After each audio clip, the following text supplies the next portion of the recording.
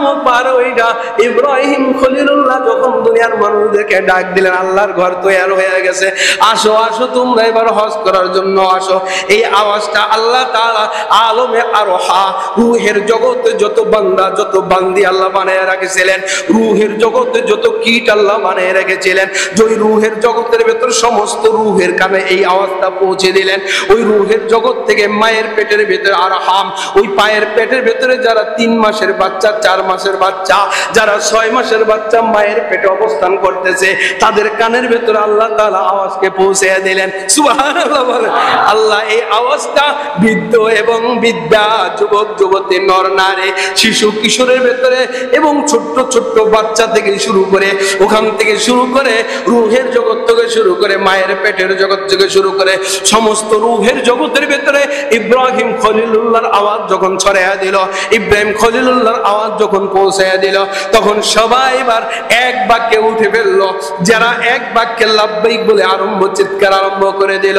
যেই রূহটা রূহের জগতে ইব্রাহিম খলিলুল্লাহর আওয়াজ পাইয়া একবার বলেছিল লাব্বাইক আল্লাহুম্মা লাব্বাইক লা শারীকা লাক লাব্বাইক ইন্নাল হামদা ওয়ান নি'মাতা লাকা ওয়াল মুলক লা শারীকা লাক। এটা যদি একবার ইব্রাহিমের আওয়াজ শুনে যদি একবার বলে থাকে, কিতাবওয়ালা বলে এই মানুষটা হাইটা হোক, উঠে হোক, কত বিমানে হোক, আল্লাহ তাআলা তাকে একবার মাওলার ঘর পর্যন্ত পৌঁছায়া দিবে। হে রহেগাম আওয়ার হাজারো বুলবুলে ইচমন ইউহি রহেগাম আওয়ার হাজারো বুলবুলে अपनी अपनी बोलिया सब बोलो कर उड़ जाएंगे। मेरे मोहतरम भाइयों, প্রেমের মাস চলতেছে, জিলকদ মাস, প্রেমের মাস।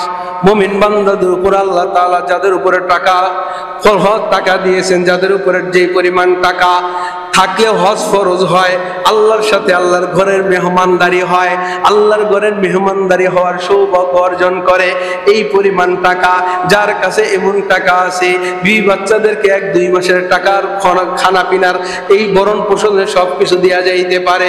এবার এই মানুষটাও হজে যাবে, এই মানুষটা মাওলা পাকের সাথে দেখা করতে যাবে, প্লেন ভাড়াও ঠিক আছে, প্লেন ভাড়া ভিসা টিসা সবকিছু ঠিক আছে, খানা পিনার টাকাও ঠিক আছে, ওই জায়গায় সফর করে আসবে, যত টাকা পয়সা লাগবে ওইগুলো তার কাছে ঠিক আছে, সবকিছু ঠিক থাকে। এমন এক ব্যক্তি যদি কোনো বান্দা, আল্লাহ তাআলা কোনো বান্দাকে এমন অর্থ দেয়, ওই বান্দার উপর হজ ফরজ হয়। আল্লাহ তাআলা বলেন, ওয়ালিল্লাহি আলান নাসি হজ্জুল বাইতি মান ইসতাতা ইলাইহি সাবিলা। এ আমার বান্দারা, যাদের উপরে এই পরিমাণ টাকা হয়ে গেছে, যারা যে পরিমাণ টাকা হইলে হজ ফরজ হয়, ওই পরিমাণ টাকা হইলে তুমি আমার ঘরে আইসা আমার ঘরে কাবা ঘরের চতুর্পাশে লাব্বাইক আল্লাহুম্মা লাব্বাইক বলে যাও, আমার হাজিরা দিয়া যাও, হাজিরা দিয়া যাও। ওই বান্দা যদি এই বছরে না দেয়, ওই বান্দা যদি পরের বছরে যদি গরিব হয়ে যায়, কিন্তু হজের যে ফরজ হয়েছিল, হজের হুকুমটা তার উপরে থেকে যাবে। হাসর ময়দানে হজ না করার অপরাধে আল্লাহর কাঠ গড়ায় তার হাজির হইতে হবে। বলেন নাউজুবিল্লাহ। আর কোন বান্দার কাছে যদি এই পরিমাণ টাকা থাকে, তার এই 4-5 লক্ষ টাকা খরচ যাবে, সংসারের জন্য 20-30 হাজার টাকা যাবে। এটা সব কিছু দেওয়ার পরও এমন আল্লাহর অনেক বান্দা আছে, ব্যাংকে 10-15-20 লাখ টাকা আছে, দোকানপাটের ভেতরে কোটি কোটি টাকার বিজনেস আছে, কিন্তু দোকানের মহব্বতে হজে যাইতে পারে না, কিন্তু মায়ের মহব্বতে হজে যাইতে পারে না। কিন্তু মেরে মুহতারাম ভাই শুনিয়া রাখেন, নামাজ কাজা হইলে হারাম ওয়াক্ত ছাড়া সব সময় নামাজ পড়া যায়। নামাজ কাজা হয়ে গেলে যেই কোনো সময় নামাজকে কাজা করে আদায় করা যায়। হজ কিন্তু একবার কাজা হয়ে গেলে আর কিন্তু কাজা আদায় করা যায় না। কথা বলেন ঠিক কিনা? এই আমার ভাইয়েরা, এই বছর হজ ফরজ হয়ে গেছে, কথার কথা আপনার উপরে আল্লাহ তাআলা 2 লক্ষ টাকার মালিক আল্লাহ আপনাকে বানিয়ে দিয়েছিল আরো 15 বছর আগে।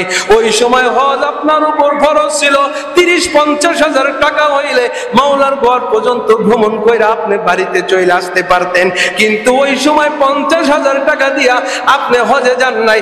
আজকে 15 বছর পরে এই সময় 6 লক্ষ টাকা লাগে, কিন্তু আপনি ফকির হয়ে গেছেন। মাসালায় বলে আপনি আপনার উপরে হজ জিম্মাদারি রহিত হয়ে যায় নাই। 30 বছর আগে 15 বছর আগে যে হজ ফরজ হয়েছিল 50,000 টাকার, আপনি কেন করলেন না? ওই হজ এখন আপনার কাজা করতে হবে। আল্লাহু আকবার বলেন। যদি কাজা না করেন ওয়ারিসদেরকে বলে যাইতে হবে, বাবারে আমার উপরে জিম্মাদারির ভেতরে হজ ফরজ ছিল, আমি টাকার সময় হজ করতে পারি নাই, এখন আমার মওতের সময় হয়ে গেছে, এই সময় আর এই শরীর নিয়ে আমি মক্কা মদিনায় যাইতে পারবো না, হজের রুকুনগুলো আদায় করতে পারবো না, আমার পক্ষ থেকে বদলি হজটা পালন করে দেয় ভালো একজন বিজ্ঞ লোক দেখা। ছেলেরা যদি পালন করে ভালো, ছেলেরা না পালন করলে হজ না করার কারণে এই যে হজ ফরজ হওয়া জিম্মাদারি থেকে রহিত হয় নাই, এটার কারণে মাওলার আদালতে আপনার দাঁড়াইতে হবে। কথা বলেন ঠিক কিনা?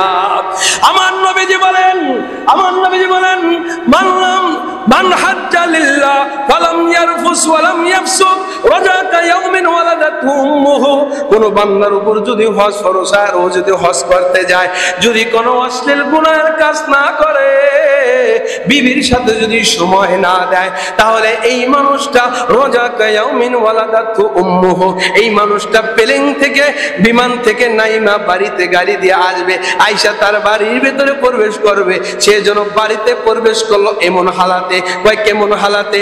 মায়ের পেট থেকে বাচ্চা যেমনি ভাবে বের হইলে এই বাচ্চার শরীরে দুনিয়াবি মায়ের পেটের কিছু ময়লা থাকে, কিন্তু গুনাহ নামক ময়লা থাকে না, যেই গুনাহ দিয়া জাহান্নামের আগুনে জ্বলতে হবে। কয় হাজী সাহেব অমনি ভাবে অমন ভাবে পাক হইয়া বাড়িতে ফিরে।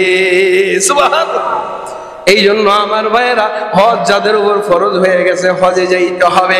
ইব্রাহিম আলাইহিস সালাতু ওয়াস সালামের আল্লাহ তাআলা ইব্রাহিমকে যে ফেরেশতার মাধ্যমে ঘরকে পুনর্নির্মাণ করাইলেন, নূহ আলাইহিস সালামের সময় যেই ঘরটা ভাঙ্গা গেছিল, দুইটা রিওয়ায়াত, ওই প্লাবনের সময় ঘরকে আল্লাহ তাআলা নিচ থেকে না উপর থেকে উঠাইয়া আল্লাহ তাআলা আসমানে নিয়ে গেছিলেন এক রিওয়ায়াত, অথবা এই ঘরটাকে ভাঙ্গা আল্লাহ তাআলা দুনিয়া ছড়াই দিয়েছিলেন, ঘর আর জায়গার ভিতরে ছিল না। ইব্রাহিম খলিলুল্লাহকে আল্লাহ তাআলা ফেরেশতার মাধ্যমে জায়গা চিনাইয়া দিলেন, যেইভাবে হোক জায়গা চিনে ফেললো, ভিত্তিটা চিনে ফেললো। ইসমাইলকে জোগালদার নিয়া ইসমাইলকে কি করলেন? জোগালদারি নিয়া ইসমাইলের মাধ্যমে এবার ইব্রাহিম খলিলুল্লাহ ঘর বানানো আরম্ভ করে দিলেন। ঘরের মিম্বার থেকে শুরু কইরা ঘর বানানো আরম্ভ হয়ে গেল, তার ডাইনে হলো, বামে হলো, সামনে হলো, পিছনে হলো, ঘর তৈরি হয়ে গেল। রব্বুল আলামিন ঘোষণা দেয়, ওয়াযিন ফিন্নাস বিল হাজ্জি, ও ইব্রাহিম তুমি এবার এই ঘরের ব্যাপারে মানুষদেরকে দাওয়াত দিতে থাকো। ঘর তৈরি হয়ে গেছে, ও তোমরা এবার এই ঘরের জন্য তোমরা হজ করার জন্য আসো, তোমরা কে কোথায় আসো, তুমি এই ঘরের আহ্বান তুমি ইব্রাহিম খলিলুল্লাহ দেওয়া আরম্ভ করে দাও। ইব্রাহিম খলিলুল্লাহ কয়, মাওলা গলা বানাইছো একটা, সাউন দিছো অল্প, এই সাউনে কি আমার সাউন পূর্ব প্রান্ত, পূর্ব পশ্চিম উত্তর দক্ষিণ এই জায়গার মানুষের কানে কি যাবে নি? কয় তোর দেওয়ার জন্য বলছে, তুই দে, দেওয়ার কাজ হইল তোর, দেওয়ার কাজ আর পৌঁছানোর দায়িত্ব হলো আমি রব্বুল আলামিন। এবার ইব্রাহিম খলিলুল্লাহ এবার সকলকে বলে, দুইটা রিওয়ায়াত পাওয়া যায়, মাকামে মাহমুদে দাঁড়াইয়া ইব্রাহিম খলিলুল্লাহ আওয়াজ দিল, হে দুনিয়ার সকল লোক, আল্লাহর ঘর তৈরি হয়ে গেছে, আল্লাহর ঘরের জন্য এবার হজ করার জন্য তোমরা চলে আসো। বলেন সুবহানাল্লাহ। ওয়াযিন ফিন্নাস বিল হাজ্জি ইয়াতুকা রিজালান ওয়া আলা কুল্লি যামিরিন ইয়াতিনা মিন কুল্লি ফাজ্জিন আমিক। ইব্রাহিম তুই ঘোষণা দেওয়ার সঙ্গে সঙ্গে দেখবি মানুষ হাইটা আমার ঘরের দিকে আসবে, মানুষ উটের পিঠে করে আমার ঘরের ভিতরে আসবে, মানুষ দূর দূরান্ত থেকে আমার ঘরের দিকে চলে আসবে। ইব্রাহিম খলিলুল্লাহ এক রিওয়ায়াতে পাওয়া যায় কুবাইস নামক ওই মাকামে মাহমুদে দাঁড়াইয়া, দ্বিতীয় রিওয়ায়াতে আছে না না না ইব্রাহিম খলিলুল্লাহ আবু কুবাইস নামক পাহাড়ের ভিতরে আমার নবীজির ঘর যেই দিকে মুখ করা পশ্চিম দিকে, বাম দিকে হলো আবু কুবাইস নামক পাহাড়টা দেখা যায়। অর্থাৎ আবু কুবাইস নামক পাহাড়ের উপরে ওইটা উঠলেন ইব্রাহিম খলিলুল্লাহ, যেই আবু কবাইস নামক পাহাড়ের উপর দিয়া আল্লাহ রাসূল ইশারা করছিলেন, আসমানের চন্দ্র দ্বিখণ্ডিত হয়ে গিয়েছিল। সুবহানাল্লাহ। ওই আবু কবাইস নামক পাহাড়, ওইটা ইব্রাহিম খলিলুল্লাহ যখন দুনিয়ার মানুষদেরকে ডাক দিলেন, আল্লাহর ঘর তৈরি হয়ে গেছে, আসো আসো তোমরা এবার হজ করার জন্য আসো। এই আওয়াজটা আল্লাহ তাআলা আলমে আরহা, রূহের জগতে যত বান্দা যত বান্দি আল্লাহ বানায় রেখেছিলেন, রূহের জগতে যত কীট আল্লাহ বানায় রেখেছিলেন, যেই রূহের জগতের ভেতর সমস্ত রূহের কানে এই আওয়াজটা পৌঁছে দিলেন।